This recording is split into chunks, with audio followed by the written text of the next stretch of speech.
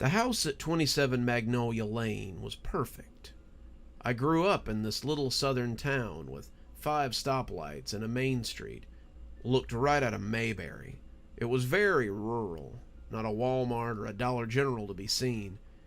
But it did have a 3-block stretch that I called Plantation Row.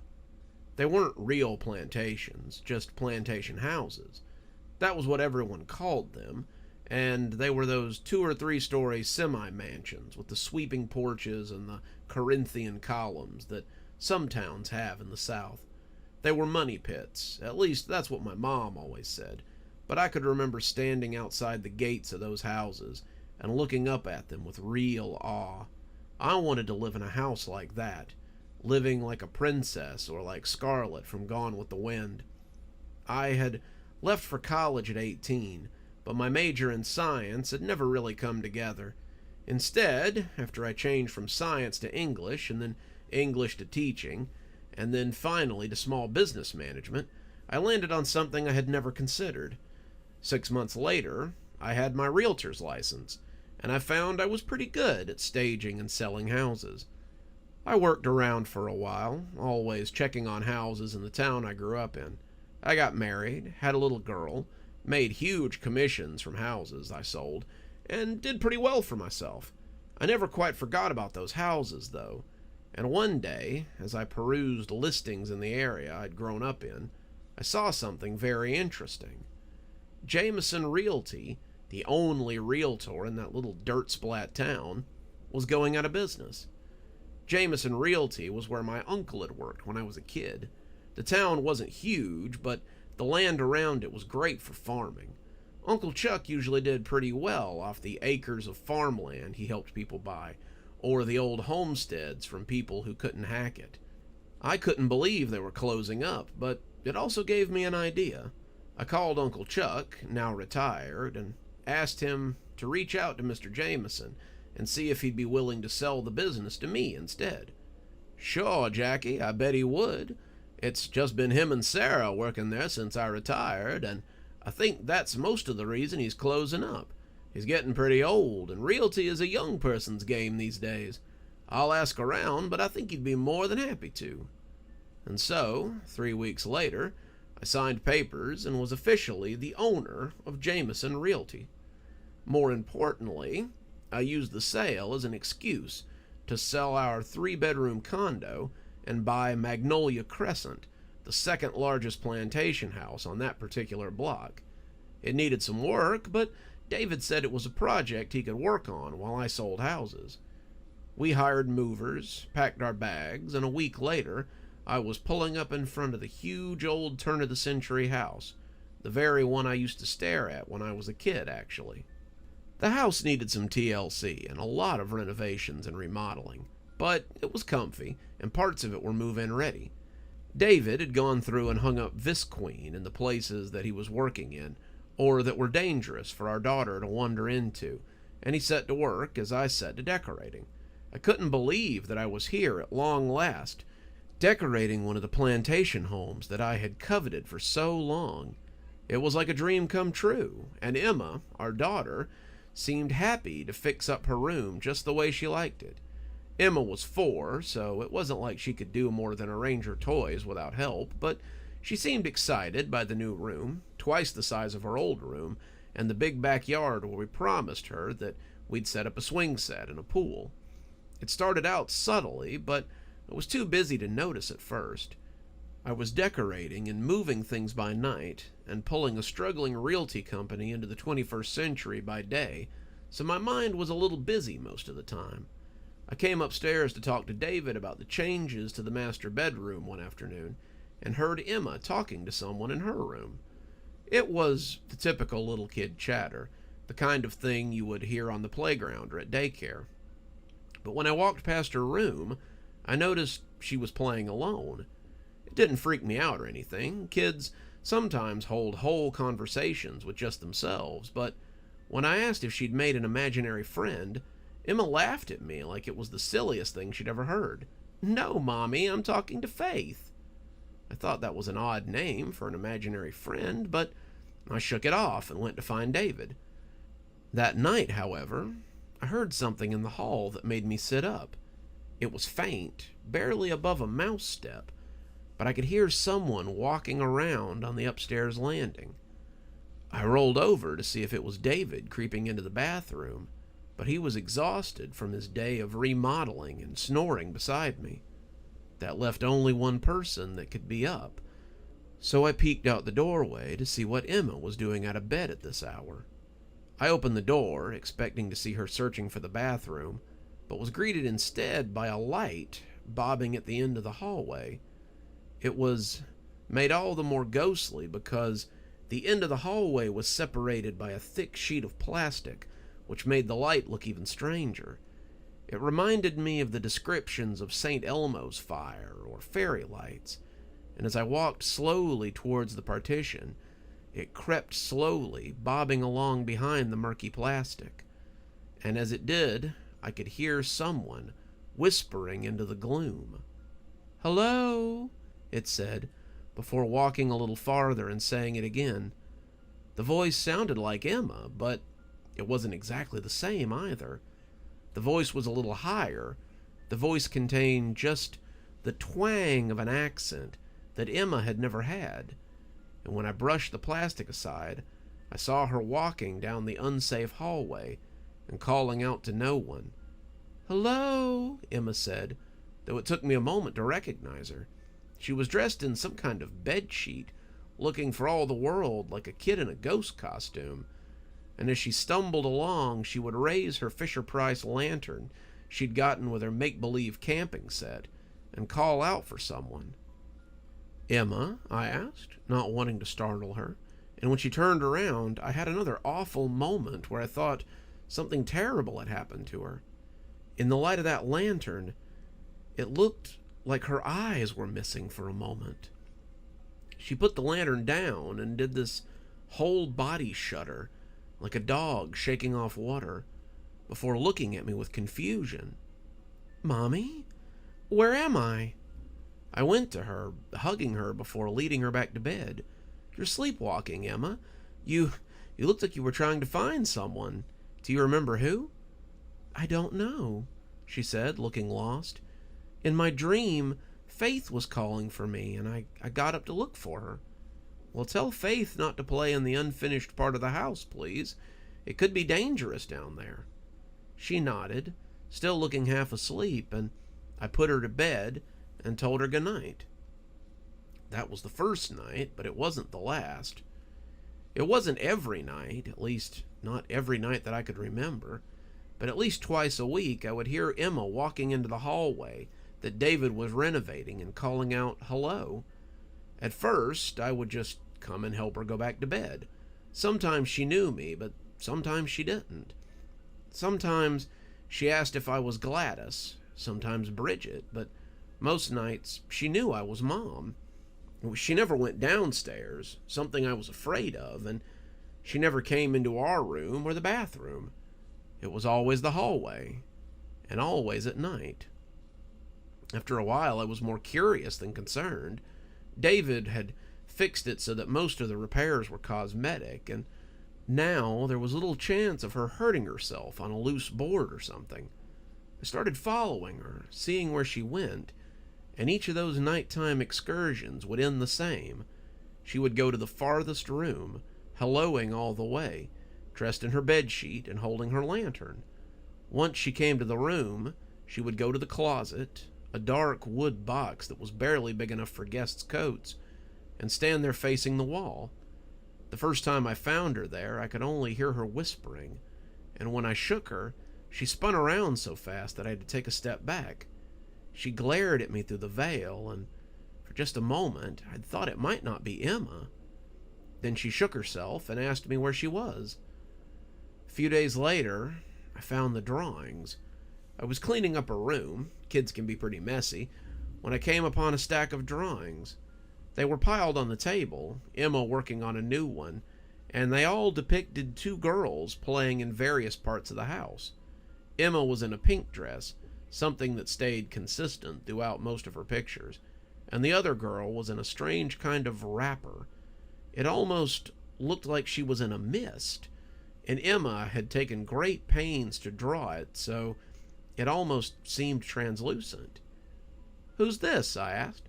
"That's Faith, Mommy," Emma said. "She's my new friend, remember?"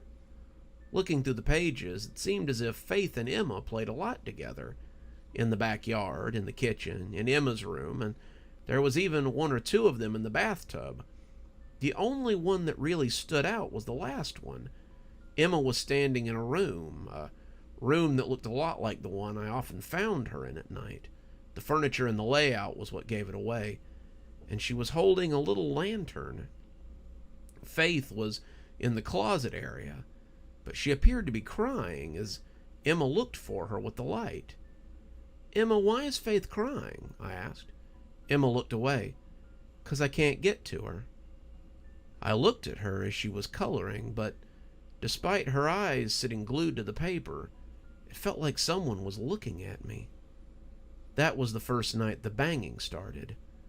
It was subtle the first time. I woke up at 2 a.m. to the sound of someone hitting the wall farther down the hall. I already knew what it would be when I found it, but before every thunk, the little voice came drifting from the room. It took a while to realize, however, that it wasn't the same hello that she always shouted. As the door came open, I saw her standing in the dark closet, lit only by her little lantern. I realized she was saying something else then. Thud. "Help! Thud. Help!" She was smacking her little palm against the wall, and the way she winced made me rush forward to stop her. I didn't know how long she had been doing this, but the slight red tint on the eggshell paint made me think it had been long enough. Emma, stop! You..." But then she turned, and there was that look again. It wasn't Emma, I was suddenly very sure of that. And when the strange eyes looked at me in confusion, I wasn't surprised when the voice that came out was different. It was still high, a little girl's voice. But it was wrong. "Bridget, is that you? I can't see. Is it night? Light a lantern. I'm so cold, Bridget. Help, I can't see. I can't see. My hand was very loud in the quiet house when I slapped her, and I immediately felt sorry for it.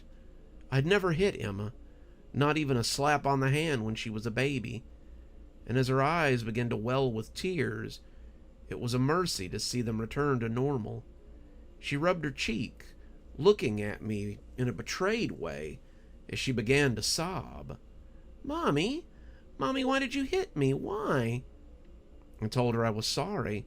I told her she had scared me. I made 1,000 different excuses, but in the end, I bundled her into bed and stayed with her until she was asleep. I fell asleep in the chair beside her bed that night, but it wouldn't be the last time. That day was rough. I sat with Emma a lot, my daughter back to her old self, and when I went to sit with her, I noticed that she was doing more drawings. She didn't pull away from me. She had mostly forgotten about the night before, and I felt a chill as I watched her color. Emma was standing in the bedroom in the one she was working on, and I couldn't help but notice that she was dressed in her shroud, as she sometimes was when she went sleepwalking. She was holding the lantern in her hand and shining it at someone in the closet, the girl in the black dress that she had said was Faith. "Why is Faith in the closet?" I asked her, cocking my head as she began to fill the closet in with a dark crayon. "That's just where she is," Emma said, as if it were the simplest thing in the world. She was filling the closet in with black, and it was hard to watch the little girl disappear under the layers of black. Why are you coloring over her, sweetie?" I asked, trying not to let the terror in my voice come out. "That's what she sees," Emma answered, continuing to color. "What do you mean?" "Faith says it's dark where she is, and when nighttime comes, that's where she goes back to. She doesn't know why it's dark, but it's dark." That night, it wasn't her hand hitting the wall. That night it was a hammer. That night Emma wasn't whispering. "Help!" she half yelled, And this time the thunk woke up my husband, too. How we had managed to sleep through it for this long, I would never understand, but it likely had something to do with all the work. He had always slept like the dead, but he was even more tired after all the renovations lately. He was up in a second, grabbing for the bat beside the bed, and we were both heading down the hall towards the room that Emma seemed to frequent these days. She was in there again, her lamp on the floor and her usual costume in place. But the hammer was new. She was banging on the wall, yelling for help as she attempted to make a hole in the drywall.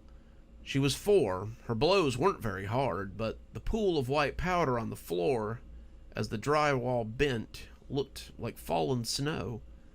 David ran to her, taking the hammer and pulling her away from the wall, and as he did, she began to screech and thrash. She bit him. She threw herself back and forth in an attempt to make him let her go. She screamed loud enough that I was sure the neighbors thought we were being murdered, and she kept shouting for him to release her. "I can't see! Let me go! Let me go! Help me! Help me! Won't someone help me? It's so dark! I need help!" I started to tell David to be careful, but that's when I looked back at the wall she had been hitting. She'd made a little hole, nothing bigger than a golf ball, but by the light of the lantern I could see something looking back out. It wasn't an eye, but it was something white, and something far darker than the hole in the middle of it. "David," I whispered, drawing his attention to me. "David, what is that?" David put her down, the thrashing going on as she lay on the floor, and he took up the hammer and gently made the hole a little bigger. I heard his breath hitch as he drew back, and when he told me to take Emma and put her in her room, she didn't fight me. Whatever had been happening was over. When I put her to bed, she seemed to be back to normal, and as I tucked her in, she said something that brought me up short. "Faith says there's light now. She says it isn't dark anymore. She says that Daddy is going to rescue her." I told her to get some sleep, my voice shaking only a little, and went back to see what David was doing. What he was doing, what he had done in fact, was call the police. He told me not to go in there, telling the operator that he needed the police here right away, and when I asked him what had happened, he answered the woman on the phone and me. "Yes, that's right. I'd like to report a body on my property. It appears to be the remains of a child. Yes, no, there's no identifying marks. It's a skeleton, and it's in the wall of my guest room." I was speechless. All this time, all these weeks of living in this house, and there'd been a skeleton in our wall. The police came and took about 1,000 pictures before carefully removing the body. The skeleton was so small and delicate, and before they zipped it in, I couldn't help but notice the remains of a dress clinging to the chest and legs. It was black and gauzy, and it reminded me of the little girl from Emma's picture. They didn't know who she was, but they thought she had been there for a very long time. I did a little digging, and I happened to know that she'd been in that house for 110 years, if she's who I believe she is. Faith Stokes, the only daughter of Nellie and David Stokes, was reported missing on February 13th, 1915. Her mother had recently died of scarlet fever, and her father disappeared a month after her death. It was believed that he had taken his daughter with him when he returned to his family home in Kentucky, but there was no record of Faith after that. Whether she too died of some illness or he killed her himself, it's pretty clear that he sealed her in that wall and left town. These were in the public record, and when I brought them to the police, they thanked me and said they'd look into it. I suppose that David Stokes is a little beyond justice. He died in 1930 of heart failure, but it is nice that we could help Faith find some peace. Emma no longer sleepwalks, and she says that Faith doesn't come to play anymore. She's made new friends at preschool, and our backyard is often the site of tea parties and other imaginary adventures. To this day, no one will sleep in that room, and I finally turned it into an office. I haven't seen or heard anything weird in there, but I don't like being in there after dark if I can help it. The hole in the wall was patched, but sometimes I still imagine I can see that little hole that gave Faith the light she'd been searching for. Good evening, everyone. It's me, Dr. Plague. Thank you so much for joining us for tonight's show. If you think you might like a little more spooky in your life, then please feel free to click on one of the videos we have up here. Maybe look at one of the playlists if you're trying to get caught up. I know, there's so many videos on the channel. There's so many series that are going at the same time. Sometimes you just need a little refresher course, and I gotta say, I always enjoy the views. If you're not subscribed, feel free to hit that subscribe button. Maybe hit the bell so you don't miss anything. We upload a lot on this channel, so you won't want to miss a single story as they come out. If you'd like to support the channel, you can click on the Amazon link down there. There's quite a few books in my Amazon account. You can have a look, and if you'd like a signed copy, get up with me through email, and I'll be happy to work something out with you. Also, there's links to my Patreon, and you can become a member on the channel if you'd like your spooky a little bit early. Patrons and members on the $5 tier get their videos 12 hours early. That's in the morning as opposed to in the evening. Patrons at the $10 level also get a signed copy of my book anytime I write one. Speaking of my patrons, you should see them appearing right now. Just wanted to take a minute to say how much I appreciate all of you. Patrons, subscribers, however you give to the channel. I really appreciate everything you do, and it truly touches me that you have chosen to support the channel in this way. Well, that's enough for now. Till next time, Dr. Plague, signing off.